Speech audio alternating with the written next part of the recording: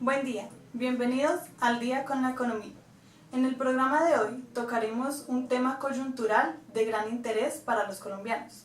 El país atraviesa una situación que ha puesto el tema económico en boca de todos, ya que se ha visto afectado por la pandemia del nuevo COVID-19. ¿Cuál es el diagnóstico de la economía del país? Para hacer un análisis más a fondo, es importante identificar los sectores que se han visto mayormente afectados. Es un hecho que debido a las restricciones impuestas por el gobierno para evitar el contagio del virus, muchas empresas han sido obligadas a suspender labores. Esto los lleva a un dilema que asocia directamente con las personas que laboran en dichas empresas, porque al no percibir sus ingresos, se les hace insostenible cumplir con los pagos y con los derechos legales que les corresponden a sus empleados. En este orden de ideas, podemos evidenciar cómo muchos buscan adaptar las tareas al hogar. Esto en uno de los mejores casos, ya que otras compañías deciden finalizar contratos, suspenderlos o llegar a la muy conocida licencia no remunerada. A este punto nos podemos preguntar, ¿qué consecuencias nos lleva esto? Y según el DANE, a la altura del mes de abril, la tasa de desempleo es de 19.8%, mucho más alta que la del año anterior a la misma fecha. Y la tasa de ocupación es del 41.6%, teniendo una disminución de 14.2 puntos porcentuales respecto al mes del mismo año. Para abordar el tema, nos acompaña un panel de invitados expertos en materia económica, quienes nos ayudarán a dar respuesta a la pregunta: ¿cuál es el rumbo de la economía del país para la reactivación económica durante y después de la pandemia?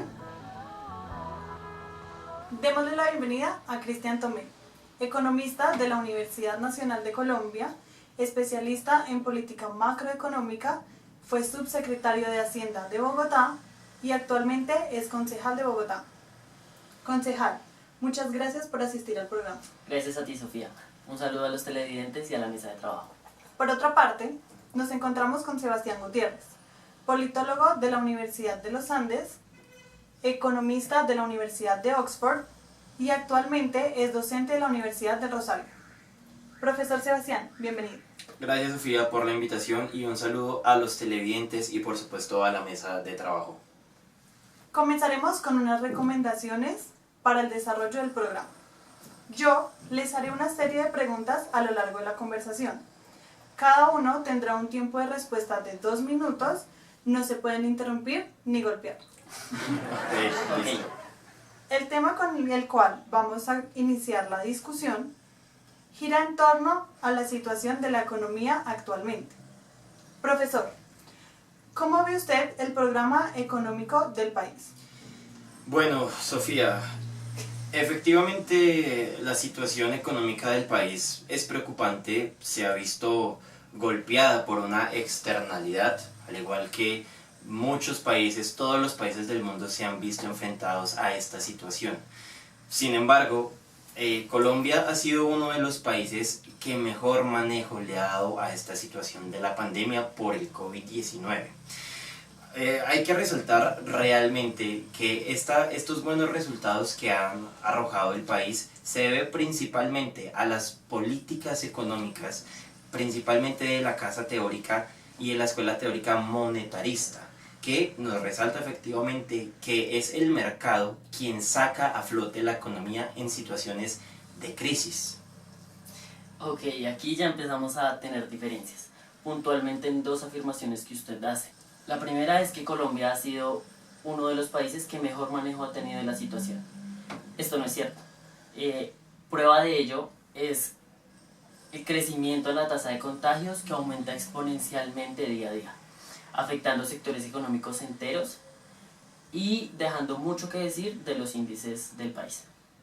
Aparte de esto, usted dice que históricamente es el mercado quien ha sacado a flote la economía. Eso es una falacia que no corresponde a la realidad. Ok, aquí ya vamos viendo qué posturas tenemos. Concejal, cuéntele a los televidentes qué tan bueno ha sido el papel del gobierno en el manejo de la situación. ¿Considera que ha fluido de manera positiva en la economía? Pues es evidente que el COVID-19 ha tenido un impacto muy alto en las diferentes regiones del país. El número en la cifra de contagios ha crecido de manera muy rápida respecto a la proyección que se tenía desde Planeación Nacional. Y esto se debe a la falta de rigurosidad por parte del gobierno y de la población en el cumplimiento de las medidas que se toman para prevenir el COVID-19. No podemos pretender que eso no tenga repercusiones fuertes frente a las familias como agente económico, ya que se han visto muchas en la necesidad de salir a trabajar, exponiéndose y exponiendo a toda su familia al contagio. Y todo porque el gobierno no ha sido capaz de brindar soluciones efectivas para que estas familias tengan un estado de bienestar en sus casas. Ok. Profesor, ¿usted qué opina? ¿Usted también considera que el gobierno ha sido un pintado en la pared que no responde de manera adecuada a esta situación, como lo insinuó el concejal?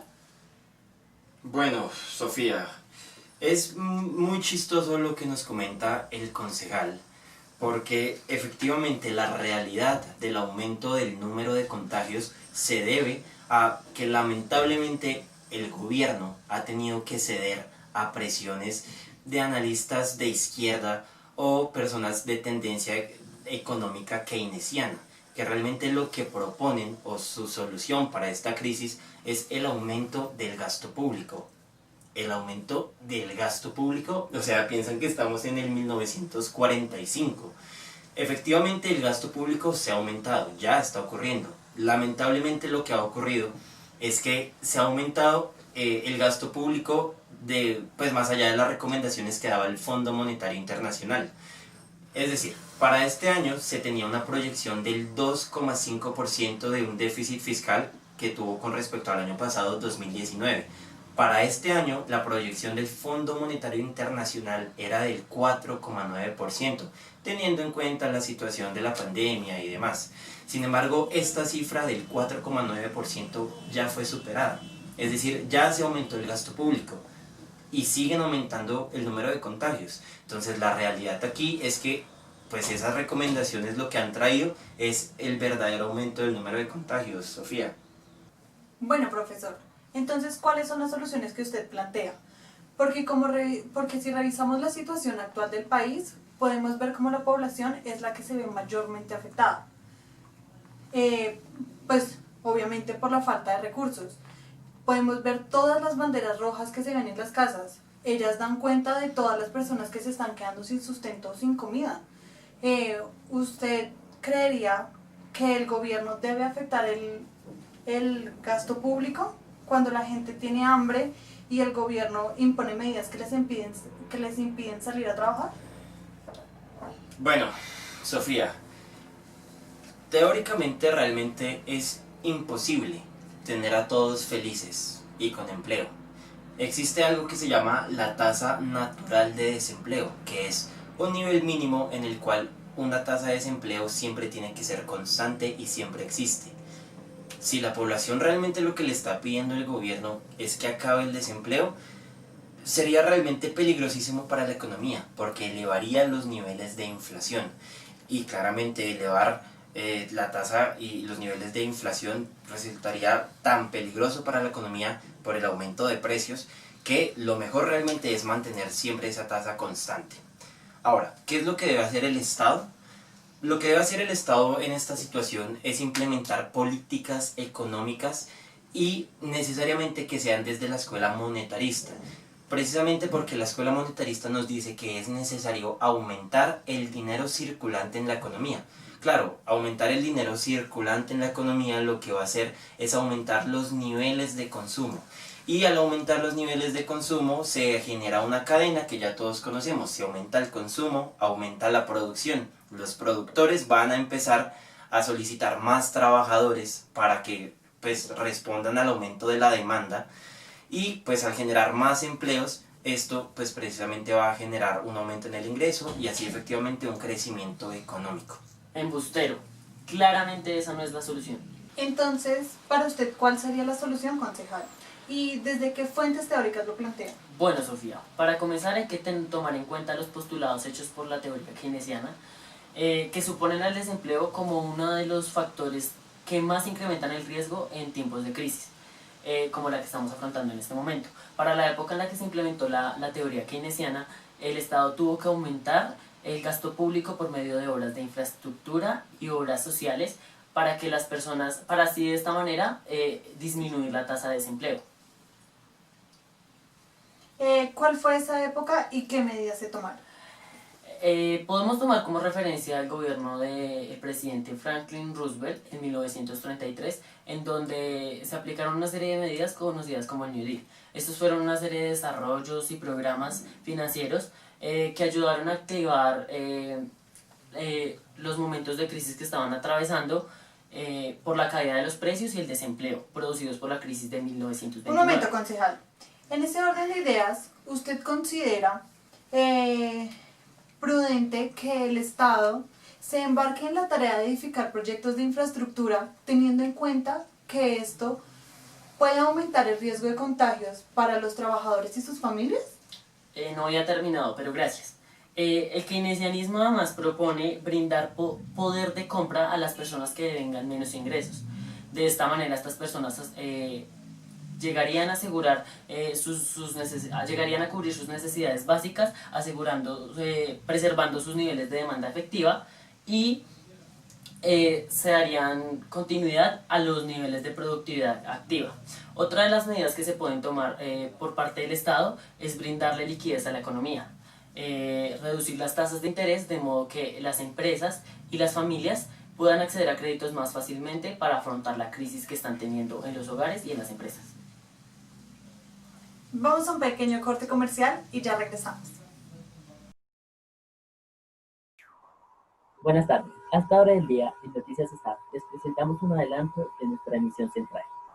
Sebastián Gutiérrez se encuentra en uno de los almacenes de cadena más grandes de la ciudad de Bogotá, para contarnos cómo cerró el día de ayer en la jornada cívica. Cuéntanos, Sebastián.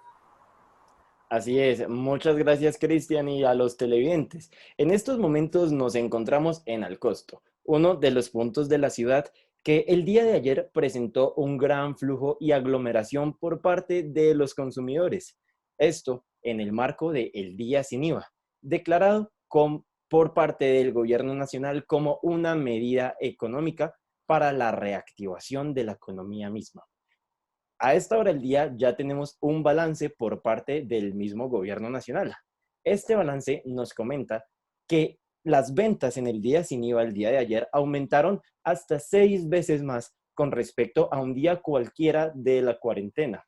Además, nos comentaron que las ventas en plataformas digitales aumentaron hasta en un 800%.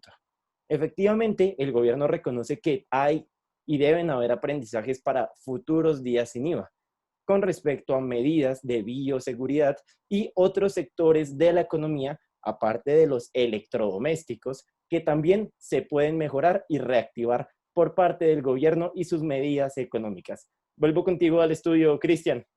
Gracias por el adelanto y nuestros televidentes. Recuerden que en la emisión central ampliaremos esta noticia. Vuelvan a la programación habitual.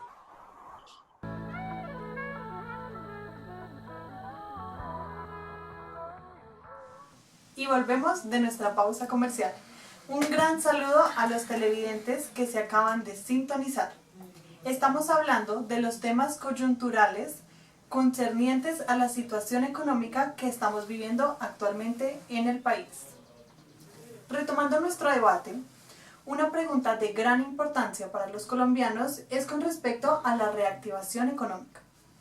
Hemos escuchado por varios expertos en materia económica, medios de comunicación y mandatarios decir que la caída de la economía tendrá una fuerte repercusión en esta misma. La pregunta es, ¿qué medidas se deberá tomar para la reactivación económica durante y después de la pandemia, profesor? Bueno, Sofía, lo primero es que realmente la solución para esta crisis está desde hace décadas. El problema es que si no ha logrado los resultados que queremos o que esperábamos, es porque no se han implementado correctamente o al pie de la letra, como lo dice la teoría. Efectivamente, pues es muchos de estos gobiernos que intentan tener pues el uso de la teoría monetarista, que es el que saca de la crisis o saca a flote las economías, se han dejado influenciar por algunas tendencias de izquierda o tendencias keynesianas. Entonces aquí lo importante para revisar es que los gobiernos no deben ceder ante esta presión que pueden generar los sectores de izquierda o de la oposición. ¿A qué solución se refiere entonces? Bueno, Sofía, lo primero que hay que revisar es que en esta pandemia se le está dando un papel muy importante al Estado, un papel que no debería tener. La solución a esta crisis nace a partir de la competencia. La competencia que nace también a partir de un deseo, el deseo de las empresas o sectores privados que buscan hallar una cura pues realmente a esta pandemia que tenemos por el COVID-19. Entonces, esta competencia lo que va a generar es inversión en estos sectores o empresas privadas. Y ese aumento en la inversión pues va a generar un crecimiento en la bolsa de valores. El crecimiento en la bolsa de valores va a contraponer o contrarrestar la caída de la economía. Pero claro, esto no va a ser posible si no se desregula el mercado por parte del Estado. Resulta para el mercado muy ineficiente pues que el Estado esté imponiendo medidas de restricción que no le permita ejercer una posible crisis, una posible solución a la crisis. Entonces, ya en este punto podemos hablar de una segunda medida para poder reactivar la economía. Desde el monetarismo, lo que hay que hacer es fijar unas tasas de interés, pero que no sean establecidas por el Estado, sino por el mercado. Todos sabemos que el mercado se regula solo, gracias a la acción de la mano invisible.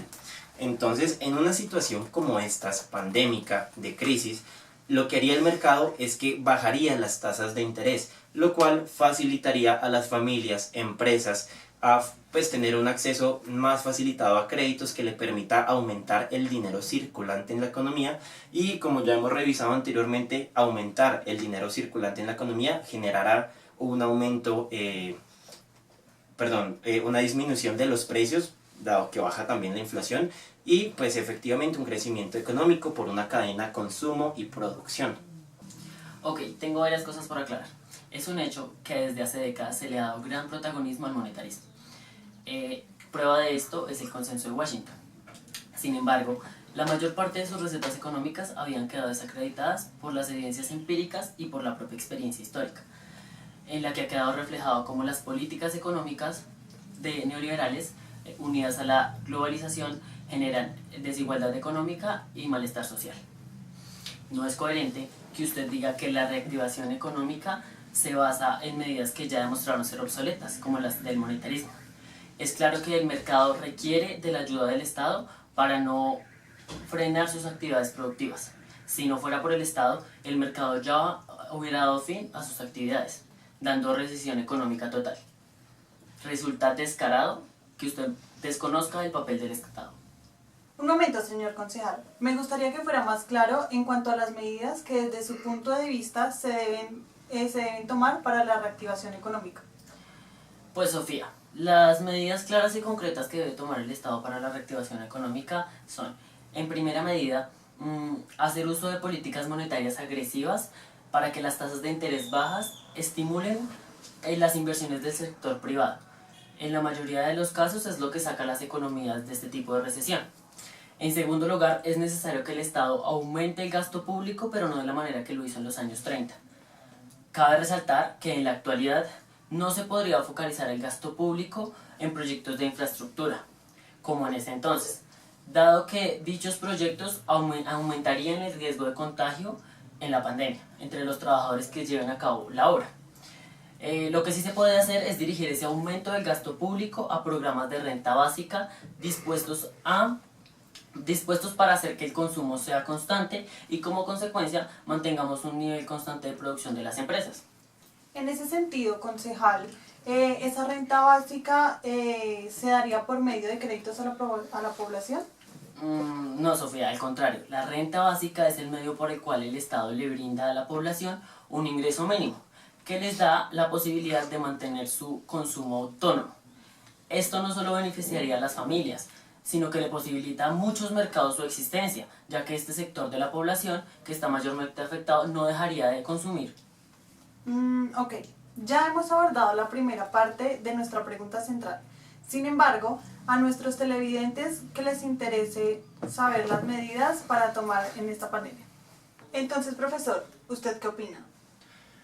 Bueno, Sofía, realmente hay que revisar en este caso que nuestra escuela de pensamiento económico efectivamente sí tiene unos planteamientos, unos lineamientos para que la economía pueda levantarse después de una crisis económica.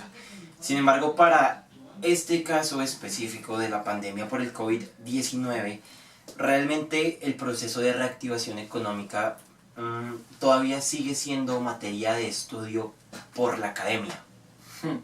Era obvio que esa escuela de pensamiento económico no iba a aportar una solución, precisamente porque no existe una solución bajo ese modelo, y es necesario plantearse un cambio en la historia económica.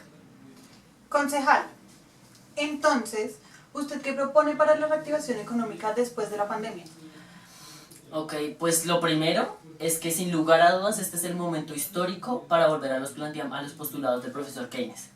No es posible seguir pensando que los postulados que corresponden a la corriente de pensamiento keynesiana son malos o van en contra de los intereses del país. Así lo han querido pintar quienes se benefician de este modelo económico actual, que solo favorece los intereses de los privados. Ah, ¿sí ven? Ahí lo ven. Ahí están otra vez los keynesianos reviviendo ese discurso comunista de izquierda de la lucha de clases. Y luego dicen que sus medidas no son comunistas. Un momento, por favor, profesor, no interrumpa al concejal que no ha terminado su intervención. Tranquila, Sofía. El profesor se dará cuenta que las medidas del modelo keynesiano están alejadas del comunismo. Concejal, exactamente cuáles son esas medidas. La medida más importante, siguiendo los planteamientos keynesianos, para la reactivación económica sería el aumento del gasto público por parte del Estado. Este aumento del gasto público debe estar enfocado a la inversión en obras de infraestructura y de ser posible que dichas obras de infraestructura básica sean priorizadas en las zonas más marginadas del país, pues estas generan empleo e ingresos a las familias de la región. Con ese ingreso, las familias tendrán la posibilidad de ejercer su voto monetario, lo que aumentará los niveles de consumo. Eventualmente la producción aumentará dado el aumento del consumo. Las empresas requerirán más empleados dado el aumento en su producción. Esto es una disminución de la tasa de desempleo.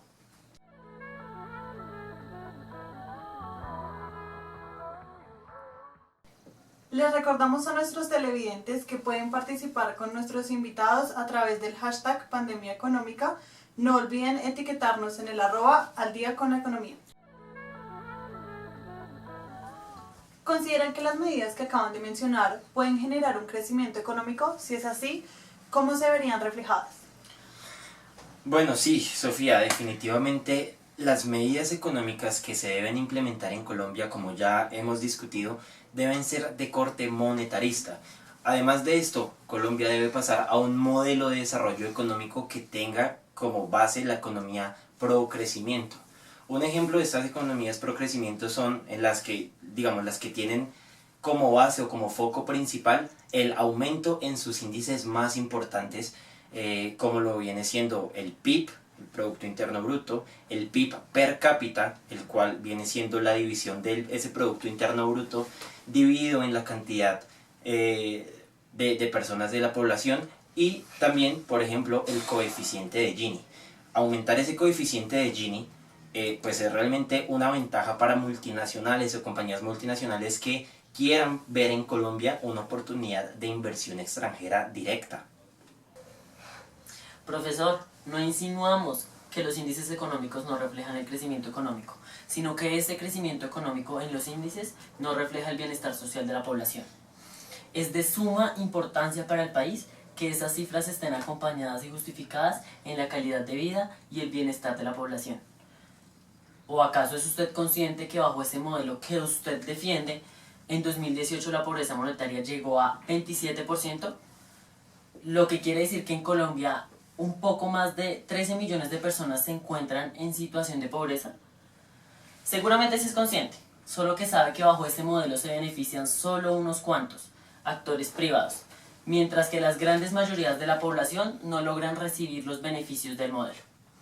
Hoy por hoy nos damos cuenta que la crisis económica y social no se la debemos únicamente a la pandemia, sino que es el resultado de la implementación de ese modelo monetarista, en el cual el mercado autosuficiente del que usted habla se ve obligado a recurrir al Estado para que le aporte posibles soluciones y evite su desplome. Bueno, hasta el momento hemos podido evidenciar las posturas que tienen nuestros panelistas. Se ha tornado bastante interesante el debate, pero ahora quiero saber qué opinan ustedes. ¿Qué preguntas tienen sobre los temas que hemos abordado?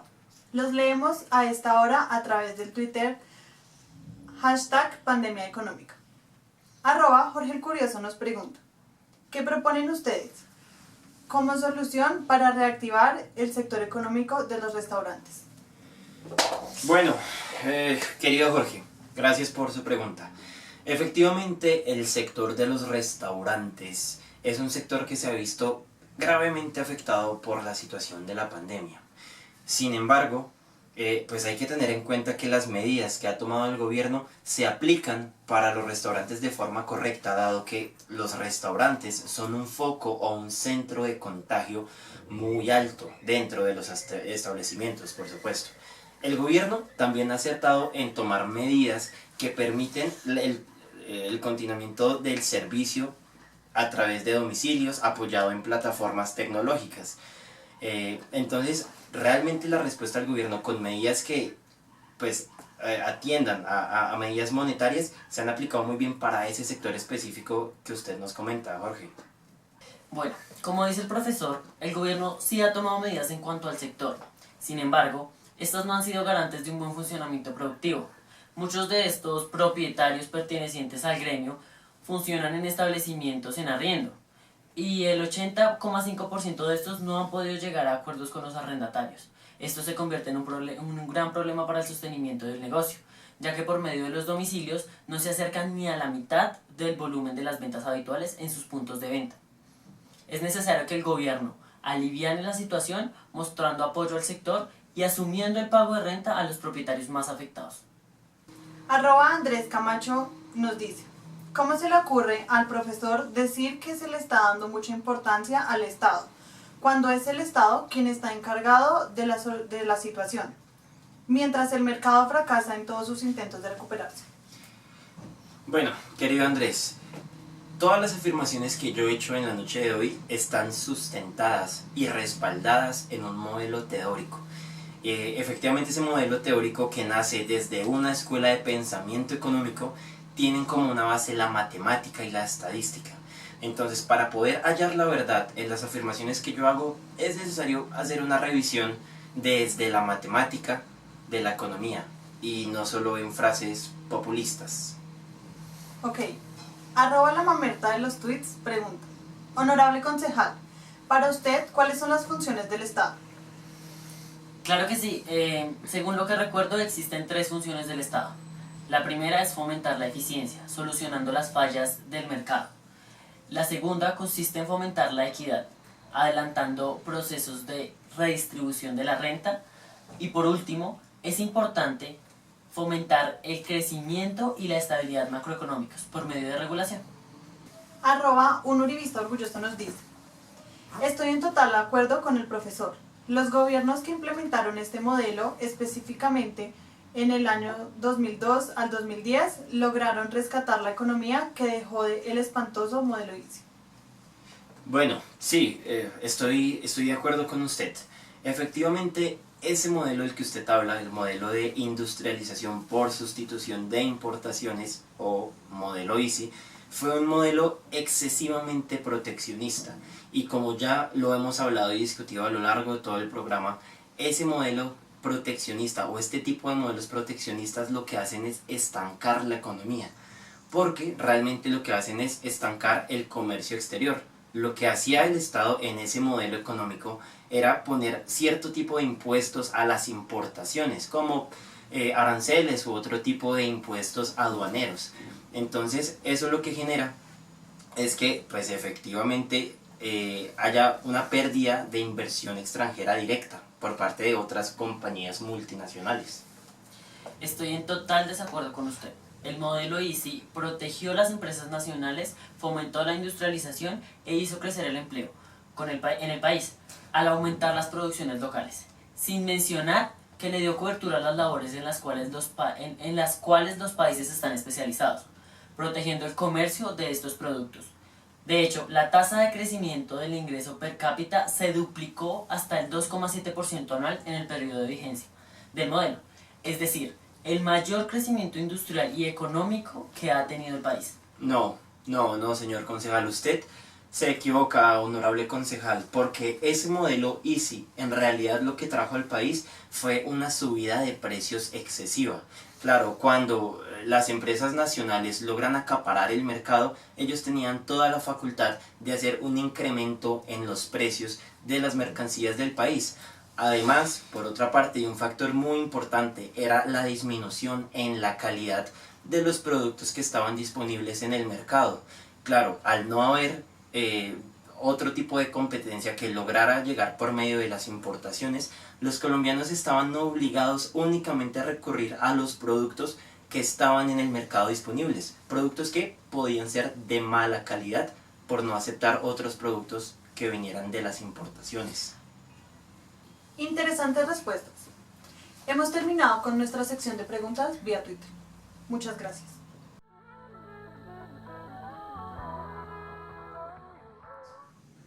Lamentablemente se ha terminado el tiempo de nuestro programa. Es importante mencionar las reflexiones que nos ha dejado el debate. Pudimos evidenciar la dirección opuesta de dos corrientes de pensamiento económico. Por un lado, la teoría keynesiana y por el otro lado, la monetarista. Ambas corrientes teóricas proponen postulados distintos, adaptados a la actualidad para la situación que vivimos a nivel global a causa de la pandemia del COVID-19. Los aportes del señor Keynes, apoyados por el concejal, proponen unas medidas de reactivación económica. Estas se resumen en el aumento del gasto público por parte del Estado, especialmente en proyectos de infraestructura, para generar de esta manera empleo y asimismo generar un ciclo de ingreso y consumo. Y por otro lado, tenemos la propuesta monetarista, representada hoy por el profesor universitario. Estas, al contrario, buscan la desregularización del mercado y la mínima inversión del Estado. Esperamos que este debate haya sido de gran ayuda para que ustedes conozcan el contexto actual y tomen postura del rumbo económico del país. Nos vemos en otra entrega. Recuerden sintonizarlos todos los martes a las 8 y los jueves a las 6 p.m. Gracias.